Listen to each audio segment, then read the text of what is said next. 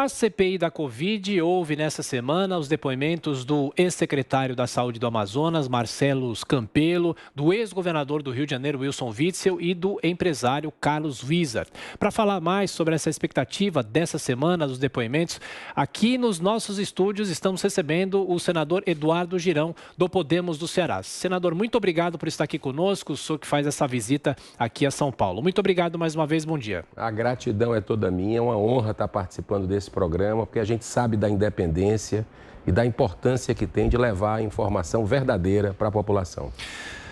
O senador, queria começar perguntando sobre, na semana passada, a não ida do governador do Amazonas à CPI. O senhor acha que, com uma decisão do Supremo Tribunal Federal, um habeas corpus, essa decisão pode se estender a outros governadores que eventualmente não queiram aí prestar esclarecimentos, prestar depoimento? O que o senhor espera dessa decisão que pode abranger e pode beneficiar os governadores?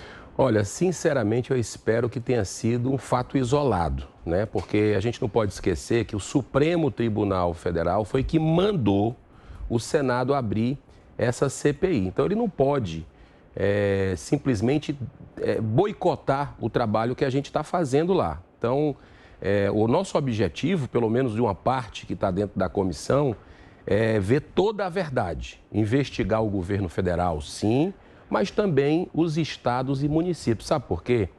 Os estados e municípios receberam bilhões, nunca receberam tanto dinheiro para enfrentar a pandemia.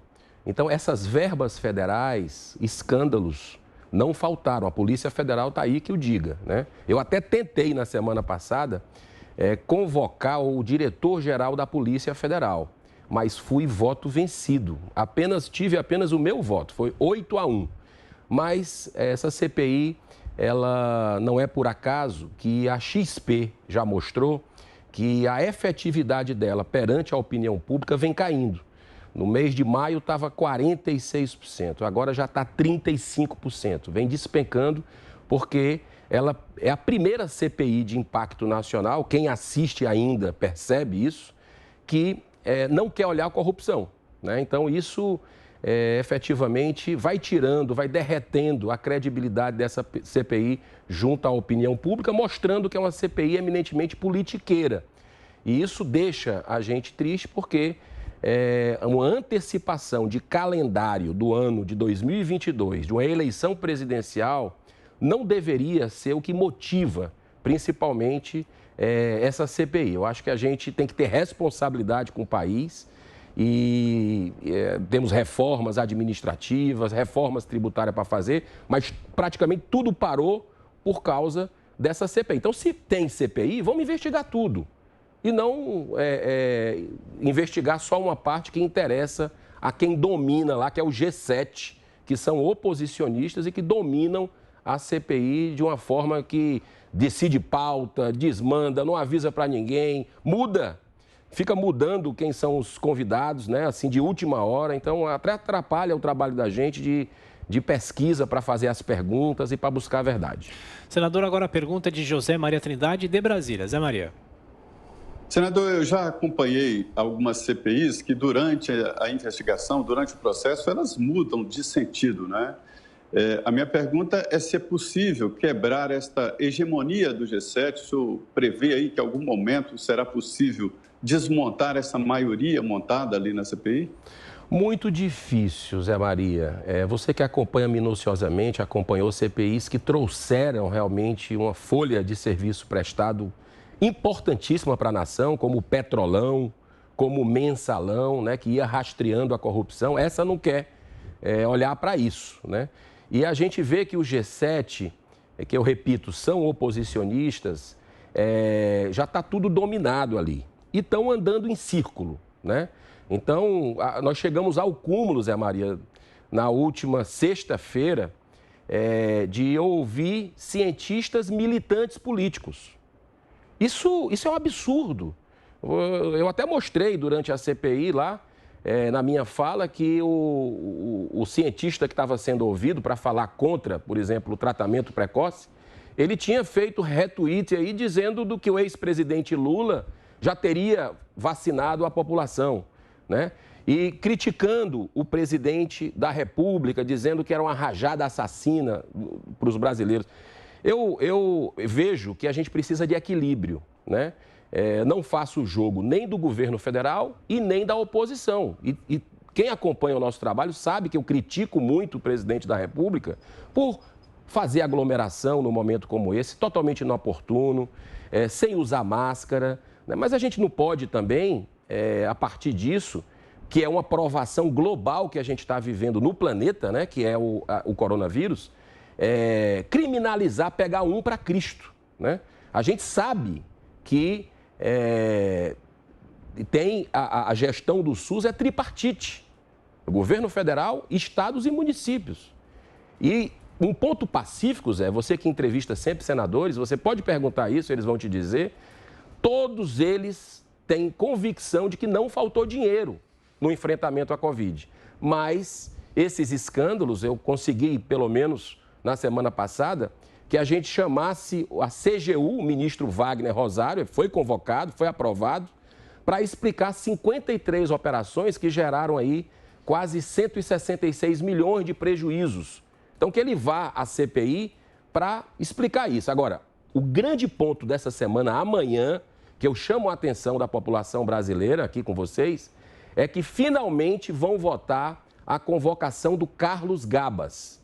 Carlos Gabas é o diretor executivo do Consórcio Nordeste, que teve aquele escândalo estranho, agora recente, de comprar 300 respiradores. E aí, da indústria da maconha, não me pergunte o que é que tem a ver essa droga, que é a maconha, com Covid-19 e com respirador, que eu não sei explicar, quero investigar isso na CPI. E esses respiradores foram comprados, quase 50 milhões de reais do povo nordestino, dinheiro do contribuinte, e nunca chegaram esses respiradores. Então, amanhã vai ser a votação dele, é muito importante que a gente possa aprovar para mostrar que essa CPI, pelo menos, quer um pouco buscar essa questão de corrupção. Aqui nos estúdios da Jovem Pan estamos recebendo o senador Eduardo Girão, do Podemos do Ceará, integrante da CPI da Covid. Pergunta de Joel Pinheiro da Fonseca. Joel. Senador, bom dia. Um dos temas pelos quais a CPI tem se debruçado tem sido a questão ali do gabinete paralelo. Eu queria perguntar para o senhor, quão sério você considera a seguinte alegação de que o governo federal deixou para trás os técnicos do Ministério da Saúde para dar ouvidos a um gabinete da saúde paralelo que recomendava, no fundo, a estratégia de imunidade de rebanho sem vacinação. Se isso ficar comprovado, o senhor considera que é algo sério? Joel, eu vejo um processo um pouco esquizofrênico, né, nessa CPI de buscar justificar algo, né, como a gente diz no Nordeste, achar cabelo em ovo, porque todos os governos procuram ouvir, procuram presidentes, isso é uma coisa comum na Europa, nos Estados Unidos, ouvir especialistas, trazer para debate, buscar soluções. E pelo menos, na minha compreensão, eu não posso fazer julgamento antecipado, até porque a gente está esperando documentos que ainda estão sendo mandados pelo governo para cruzar as informações e ver se houve, de fato, algum tipo de equívoco. Eu acho o seguinte, erros numa aprovação como essa, que todo mundo foi pego de calça curta, né? O coronavírus foi uma tragédia humana no mundo todo. Erros, eu acho que todos os governos cometeram. A gente precisa ver se tem crime. Então, até agora, eu não vou fazer como outros colegas da CPI, que já disseram quem é o culpado, quem é o inocente, antes de começar a CPI. Né? O que tira a independência, tira a credibilidade. Temos até presidenciável dentro da CPI, para você ver a que ponto nós chegamos. Mas eu acredito que essa busca de soluções é normal. O que não podemos é desqualificar, desmerecer e não ouvir os técnicos. E pelo que a gente tem visto lá, não existe ainda, no meu ponto de vista, uma prova como eles têm colocado. Agora, gabinete paralelo, a gente vê que existe na CPI, porque o Lula teve com o relator, que inclusive é pai de um governador, né? Ou seja, como é que ele vai fazer um relatório para investigar a corrupção se ele tem um filho que é governador? Não dá para se fazer meio relatório. E também teve até conversas com o presidente da CPI, o ex-presidente Lula, que elogiou o trabalho que eles estão fazendo. Um trabalho que é completamente, quem acompanha ainda a CPI, vê que é um trabalho parcial, completamente parcial, com intimidação com os depoentes, com agressividade. O que aconteceu com a doutora Nise Yamaguchi foi uma tentativa de humilhação de uma médica que salva a vida há 40 anos. A gente não pode aceitar isso. Eu acho que temos que ter muita serenidade, porque o Brasil vive um momento de muita polarização, de muito acirramento político. Isso não é bom. É momento da gente se reunir, de a gente pacificar e buscar realmente soluções com base na serenidade. Senador, o senhor disse que na semana passada foram ouvidos pela CPI depoentes militantes políticos. Para essa semana estão previstos, então, os depoimentos do ex-secretário de Saúde do Amazonas, também do ex-governador do Rio de Janeiro e do empresário Carlos Wizard. Qual a expectativa? Como o senhor vê esses 3 próximos convidados? Qual deve ser o mais importante? Eu espero que não aconteça o que aconteceu quando a gente tentou ouvir o governador do Amazonas, né? Foram lá buscar no STF para se resguardar, para não serem ouvidos, né? E ele não foi, atrapalhando o trabalho da gente. Eu espero que esses depoentes possam ir e que venham outros governadores e os prefeitos também, porque, estranhamente, eles tiraram da pauta que já estava divulgada para a imprensa nacional, para o Brasil todo, os prefeitos que foram visitados, cujos municípios foram visitados pela Polícia Federal. Acredito também que na sexta-feira, está na pauta, inclusive, nós vamos ouvir cientistas a favor do tratamento precoce, porque eles não quiseram o debate.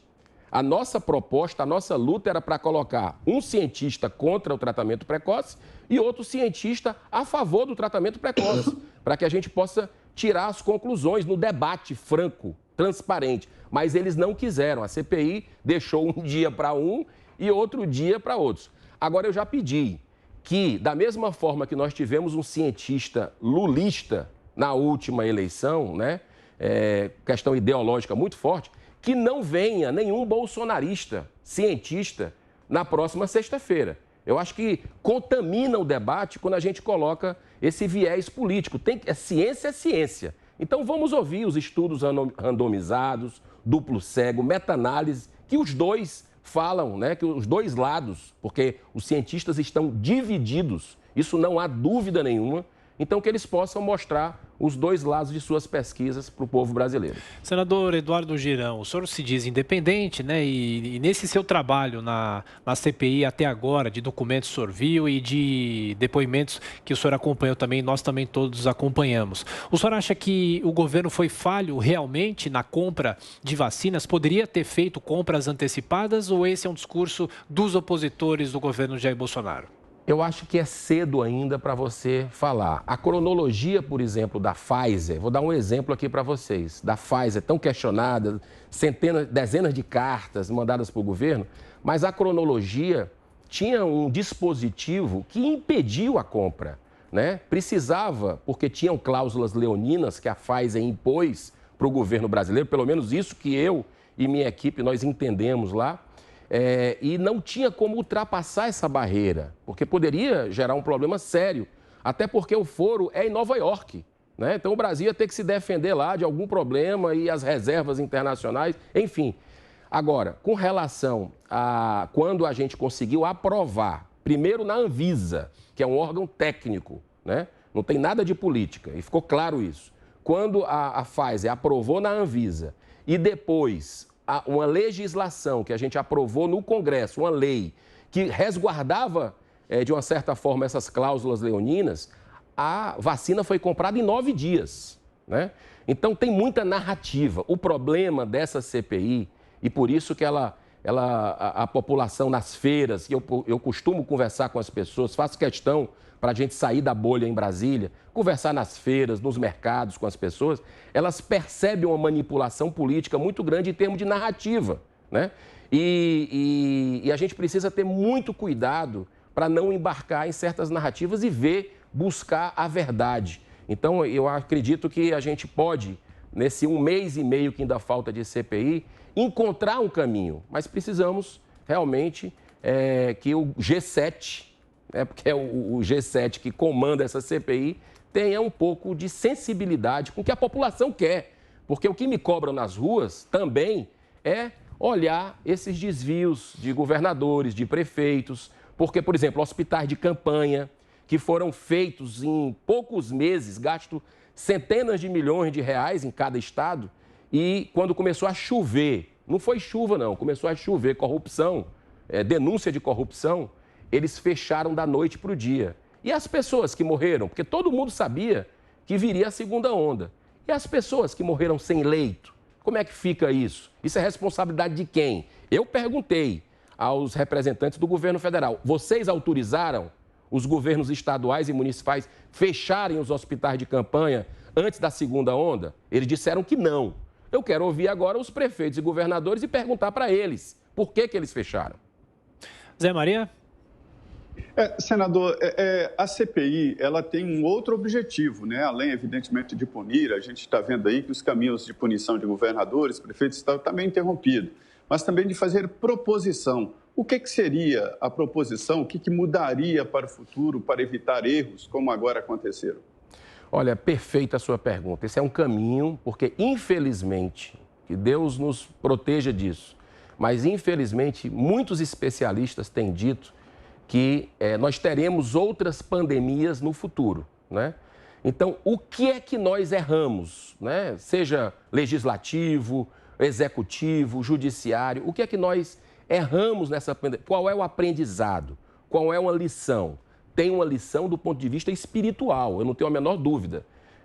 Acredito que essa pandemia veio para nos trazer mais um olhar humano sobre as outras pessoas, mais fraternidade, mais solidariedade, dar valor ao que importa na vida, que é fazer o bem, que é estar junto da nossa família. Esse é o aprendizado que muitas vezes a gente não aprende, até pela agressividade, pelo momento que a gente está vivendo de intolerância uns com os outros, por causa inclusive de política, né? Mas essa CPI pode trazer esse dado, e eu acredito que é um caminho nesse 1 mês e meio, se deixarmos a política de lado, né, o que é difícil, né, e olharmos mais assim do ponto de vista de uma lição para o futuro, eu acredito que isso pode trazer dados importantes. Por exemplo, Zé Maria, eu gostaria muito que o STF, o ministro Marco Aurélio, que tirou atribuições do governo central em abril e maio do ano passado, né, e jogou para estados e municípios, que ele fosse respeitosamente, tem um requerimento meu, para que ele vá ao Senado Federal dizer se essa atitude poupou vidas ou não, se isso de alguma forma, eles devem ter no STF um monitoramento para ter tomado aquela decisão, porque isso vai fazer com que a gente no futuro, se tivermos outras pandemias, espero sinceramente que não, mas que de alguma forma a gente possa ter mais dados para fazer um trabalho poupando mais vidas humanas. Joel? Senador, uma crítica que tem sido feita à CPI é que ela tem dado muito palanque para teorias científicas que, no fundo, só existem hoje em dia no Brasil. A defesa aguerrida do uso da cloroquina, do uso da ivermectina, que outros países até tentaram, mas abandonaram porque não foi eficaz. O Brasil, nos top 10 mundiais aí de mortes, usou bastante, então realmente parece que não funciona. Mas ainda assim a CPI tem se tornado palco de um debate. O senhor mesmo defende que esse debate seja ainda mais acirrado entre defensores e opositores da cloroquina. O senhor não se preocupa que, defendendo uma tese que provavelmente está errada e já foi descartada aí por grande parte do mundo, isso possa ser uma deseducação à população que continue acreditando no kit Covid, na cloroquina e com isso não tome os devidos cuidados que aí sim funcionam para se proteger da doença? Joel, lhe agradeço demais por essa pergunta, porque nós temos cerca de 14 mil médicos no Brasil que defendem o tratamento precoce. E o tratamento precoce é uma injustiça se a gente colocar apenas como um medicamento ou dois. São 17 medicamentos que compõem o tratamento precoce, né? E nós estamos numa guerra. Numa guerra, nós precisamos de vacina, é fundamental vacina, sempre defendi isso. Precisamos de uso de máscara, sim. Precisamos de distanciamento físico, sim. E também álcool em gel. Mas por que não? Por que não?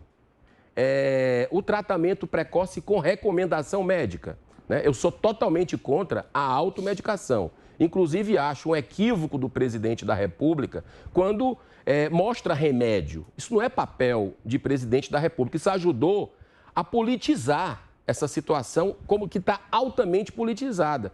Então, eu vejo que a gente precisa, nesse momento, ter serenidade, né? Médicos, 14 mil médicos, a gente não pode fechar os olhos para eles.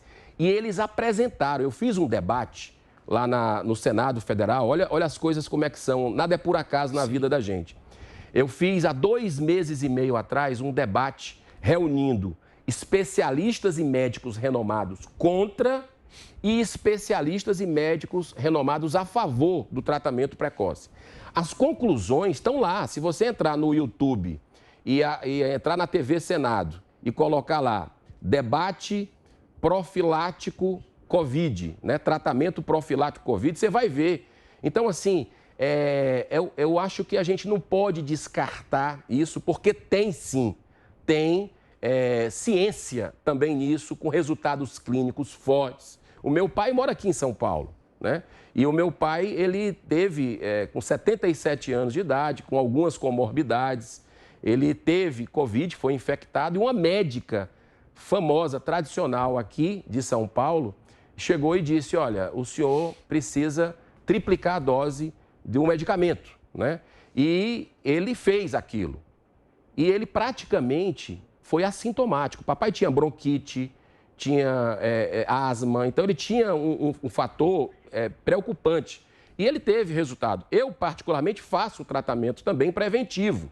Não tive Covid ainda, fiz campanha política, tudo aquilo que a gente tem feito. Mas eu acredito que isso é com recomendação médica. Essas pessoas estudaram para fazer recomendação, para ajudar as pessoas. A gente não pode descartar isso porque, o que a gente está investigando, pelo menos com debates, né? Vamos ver sexta-feira agora se eles vão dar essa visibilidade para os cientistas pró-tratamento precoce, tem resultados muito positivos, repito, com recomendação médica sempre. Ok. Senador Eduardo Girão, do Podemos do Ceará, mais uma vez, obrigado por visitar os estúdios da Jovem Pan. Boa semana, até a próxima. Muita paz, muito obrigado e parabéns pelo trabalho de vocês. Boa semana. Boa semana.